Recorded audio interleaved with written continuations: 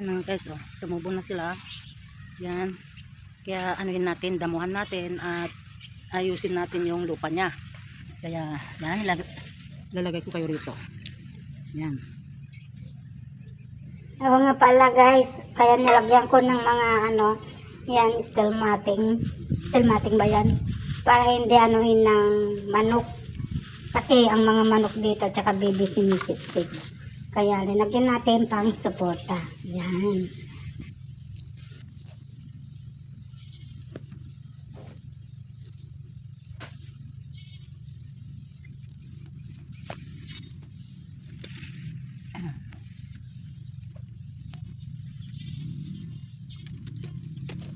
Ayusin natin para tamang-tama paglaki niya. Ano na siya. Makakyat na.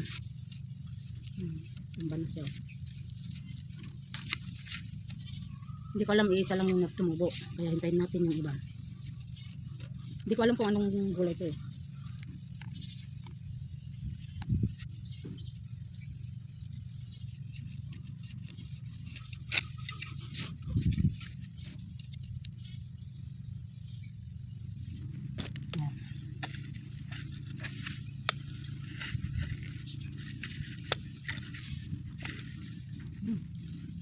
Natutumba siya.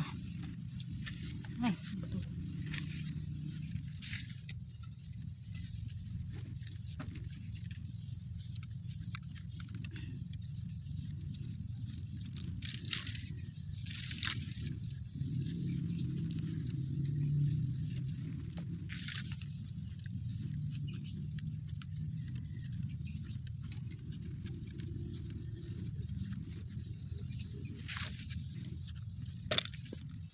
Kabila.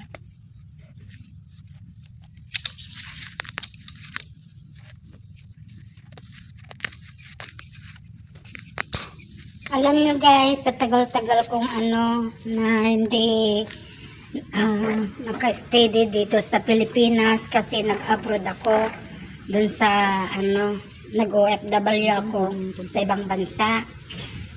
Kaya nung pandemic, tapos pagkatapos ng pandemic at basta nag-umpisa na ako ng magtanim-tanim dyan dun sa likod namin sa lupa. Doon sa likod ng bahay. Nag-umpisa na ako na magtanim-tanim, yan. Pero hindi ko na videohan noon kasi wala pa akong balak na mag-video Tapos nagtanim ako ng mansanas. Mansanas guys. Lumaki hanggang baywang na. Tapos nung nagbagyo siya, yung malakas na bagyo, yun namatay. Tapos ang daming mga kamatis ko noon. Sayang nga, umiyak pa nga ako kasi namatay yung mansanas ko, ang laki-laki na. Yan, kaya ngayon nag-umpisa na naman tayong magtanim ng mga gulay. Kaya pasensya na mga guys, hindi pa marunong magtanim kasi talagang gusto ko talaga magtanim ng mga gulay at saka prutas. Kaya practice muna ako. Kaya nagtatanong-tanong ako kung paano. Kaya yan, nag-OFW talaga ako guys. Matagal ako doon, 19 years. Kaya eto, balik Pilipinas. Kaya wala tayong pupuntahan kundi Pilipinas talaga. Yan, umpisa tayong magtanim. Yan, sana nag-umpisa pa lang akong mag-vlog.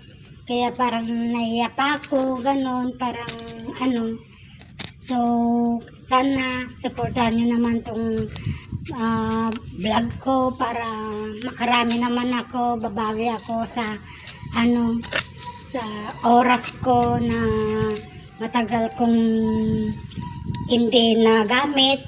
Kaya eto, magtanim tayo kahit na kaunti pang araw-araw natin. Yan, sana supportahan nyo naman ako guys. Salamat.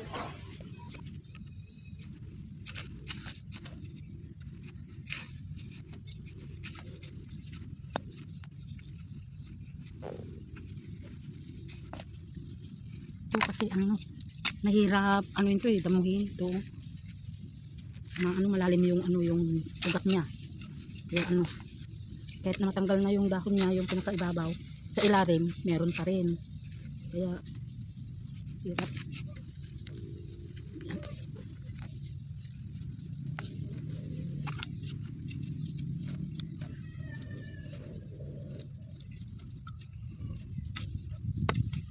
Ito hindi pa rin natin alam kung ano to. Hindi pa natin alam guys kung ano ito. Yan. Dyan muna siya. Ignore muna natin yan. Ito.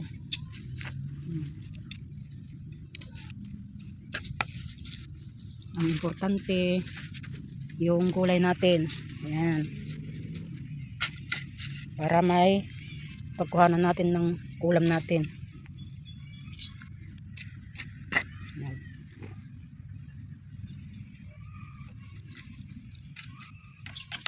Ayan. Okay na yan. Pero ito, ewan. Ito yung kamatis natin, humaba ng humaba. Yan. Wala pang result kung ang bango talaga ng ng kamatis, no? Pati yung dahon niya, ang bango. Super bango. Ayan, may bulaklak siya. Saan ba yun? Hindi nakikita. Yan, bulaklak. Yan. Yan. Para may kamatis tayo kahit isa lang. Yan. Next time na naman, bibisitahin ka namin. Okay. Kailan daw kausapin ng gulay para masaya. Yan, gulay-gulay natin. Yan.